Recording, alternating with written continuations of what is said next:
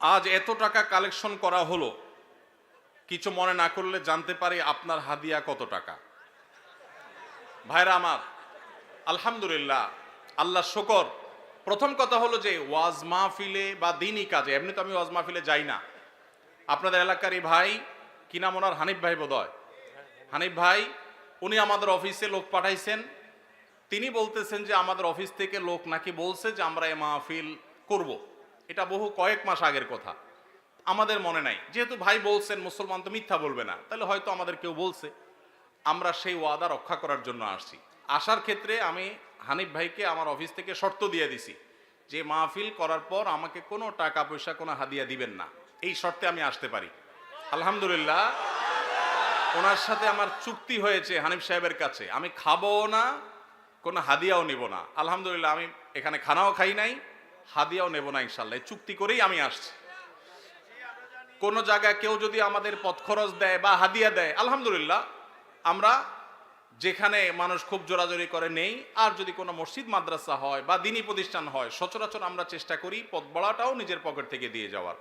এটা যেহেতু প্রশ্ন খোঁচা মেরে করেই ফেললেন, সেই প্রসঙ্গে বলা, হানিফ ভাই এখানে উপস্থিত আছে, সাক্ষী উপস্থিত আছে, ওনার সাথে চুক্তি করা হয়েছে। যেহেতু মাদ্রাসার মাহফিল, মাদ্রাসার জন্য দুনিয়ার টাকা উঠানো লাগতেছে, একটা মসজিদ নাই, বাচ্চাদের থাকার জায়গা নাই, তাহলে এখান থেকে আমার হাদিয়া নেওয়া লাগবে কেন? আলহামদুলিল্লাহ, আমার চলার মতো ব্যবস্থা আল্লাহ তাআলা আমাকে দিয়েছেন, যথেষ্ট দিয়েছেন। অতএব আপনারা বরং মসজিদের জন্য সহযোগিতা করবেন, জমির জন্য সহযোগিতা করবেন, করবেন তো ইনশাআল্লাহ? মাদ্রাসার ছাত্রদের থাকার ভালো ব্যবস্থা যেন হয়, সেজন্য সাহায্য করবেন, ঠিক আছে না ইনশাআল্লাহ? আর আমাকে হাদিয়া দেওয়া লাগবে না, ইমাম সাহেবদের বেতন বাড়াই দিয়েন। ইমাম সাহেবদের বেতন বাড়াই দিবেন তো ইনশাআল্লাহ? ইমাম সাহেবদের বেতন বাড়াই দেওয়ার তৌফিক আল্লাহ তাআলা আমাদেরকে দান করুন। ওলামা একরাম ওয়াজ মাহফিলে যারা আসেন, তাদেরকে সম্মানজনক হাদিয়া দিবেন।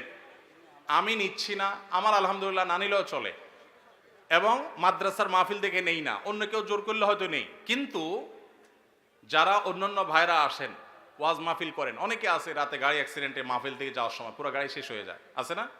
অনেকে আছে গাড়ি অ্যাক্সিডেন্টে নিজে অসুস্থ হয়ে যায়, মারা যায়, রাত বিরাত জাগা লাগে, তাদেরকে সম্মান করবেন। কিন্তু এর মানে এই না যে চুক্তি করে লাখ লাখ টাকা ওয়াজ করে কামায়, এই ওয়াজ ব্যবসায়ীদেরকে আমি প্রশ্রয় দিতে বলি নাই। কিন্তু ওলামাদেরকে সম্মান করবেন। এখানে দুই দিক থেকেই সমস্যা আছে। হুজুরদের অনেকে যেরকম চুক্তি করে, এটা যেমন একটা সমস্যা, আবার ওয়াজ মাহফিলের আয়োজক অনেকে আছে অনেক ধান্দা করে, সেটাও একটা সমস্যা। আমি আজ থেকে অনেক বছর আগে, আপনার জেলার নাম বলবো না, যে কোনো এক জেলা মাহফিলে যাওয়ার পর আমি দেখি এরকম মোটা একটা খাম ধরাই দিছে আমারে। পরে যায় খুলে দেখি ওখানে টাকার সাথে বাকি সব কাগজ দিয়ে মোটা করে দিছে। এত নিকৃষ্ট মানুষও এই সমাজে আছে। তো এই জন্য সংশোধন বক্তাদেরও হইতে হবে, আয়োজকদেরও হতে হবে, শ্রোতাদেরও হওয়া লাগবে। শ্রোতারা ওয়াজে আসছেন কি জন্য? কিছু শুনে আমল করার নিয়তে। এই যে এতগুলো কথা শুনছেন, এগুলো আমল করতে হবে, ঠিক আছে না ভাই ইনশাআল্লাহ?